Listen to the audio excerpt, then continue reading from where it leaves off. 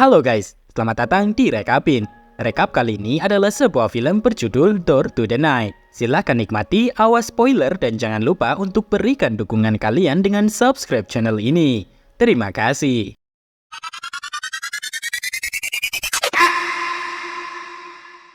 Film dimulai dengan pemakaman seorang kakek bernama Jong-sop. Hyun-wha, seorang wanita muda dan cantik, sedang bertugas mengatur pemakaman. Tiba-tiba, seorang reporter bernama Oh muncul untuk memberi hormat, lalu menanyakan Hyun-wha tentang penyebab kematian si kakek. Dan di sini, Hyun-wha pun memberitahukan bahwa si kakek sebelumnya memang menderita kanker. Tetapi, dia merasa bahwa Jong agaknya meninggal karena hal lain. Di sisi lain, sebelum kematiannya, lelaki tua itu juga telah mewariskan semua kekayaannya pada Hyun-wha, meskipun dia tidak memiliki hubungan khusus dengan dirinya. Dalam adegan berikutnya, reporter Oh kemudian meminta izin pada Yeon untuk membantunya dalam penyelidikan kematian si kakek. Dan Hyun-wha pun menyetujui untuk melakukan wawancara. Dia kemudian mulai berbagi cerita tentang bagaimana dia pertama kali bertemu dengan si kakek. Setelah itu, film kembali ke masa lalu saat Hyun-wha masih bekerja sebagai purel.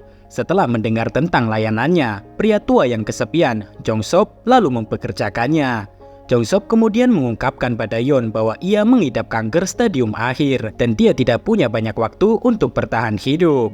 Dia juga menyebutkan bahwa dia ingin menghabiskan hari-harinya yang tersisa dengan damai dan meminta Hyun-wha untuk mengurus semua kebutuhannya sampai kematiannya nanti. Namun, selama hari-hari awal, Jong-sop menjadi semakin menuntut dan sulit untuk diatur. Dia mudah marah jika makanannya tidak sesuai dengan keinginannya dan bahkan meminta Hyun-wha untuk memberinya pijatan tipis-tipis. Seiring berlalunya hari, Hyun-wha mulai memahami Jong-sop.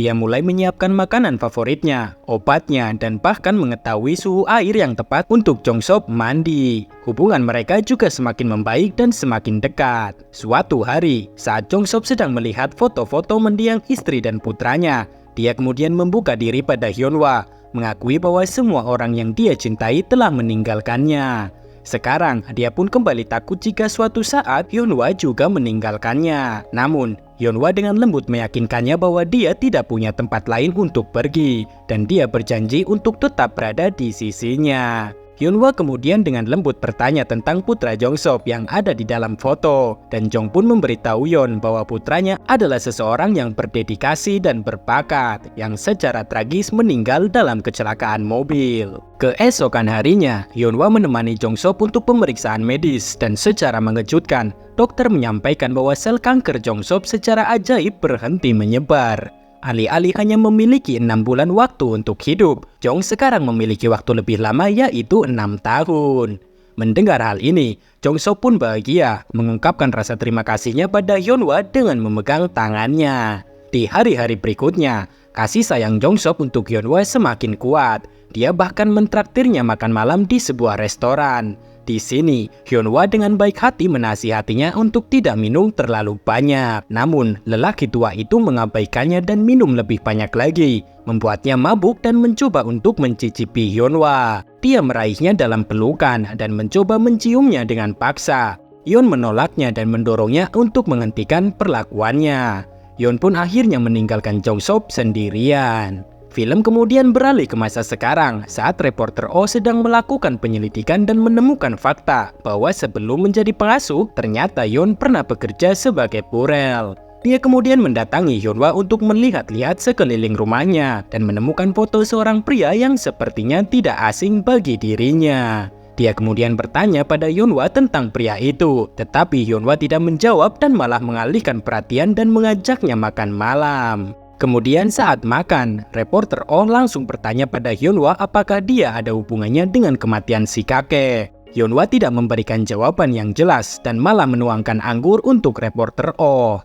Dia kemudian berbagi cerita tentang masa lalunya dengan si kakek. Film sekali lagi flashback ke hari ketika si kakek mulai depresi dan memperlakukan Yeon dengan buruk. Terlepas dari perilakunya yang kasar, Hyun-wha tetap berusaha sabar untuk merawatnya. Tetapi kali ini dia melakukannya dengan mengenakan pakaian seksoi dan bahkan sesekali mencoba merayu si kakek tua itu. Dia juga sering memberinya pijatan di pangkuannya.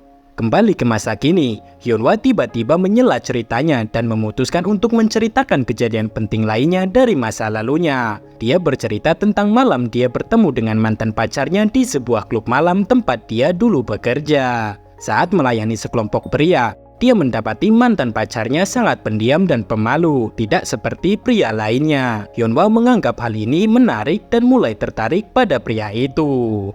Keesokan malamnya, dia tiba-tiba sakit kepala dan duduk sendirian di luar klub. Secara kebetulan, pria yang sama sebelumnya menyadari dan mendekatinya, lalu memberikan obat untuk membantunya merasa lebih baik. Melihat perilakunya, Hyunwha pun terkesima. Kemudian, pria itu mengajaknya makan malam dan dari sini, hubungan mereka dimulai. Kembali ke masa sekarang, reporter Oh mendapati dirinya bermalam di rumah Hyunwha setelah minum terlalu banyak anggur. Saat dia bangun, dia mendengar Hyunwha sedang menangis di kamar mandi. Dia pun mendekatinya dan di sini Yeon menceritakan tentang beberapa pengalaman kelam dari masa lalunya.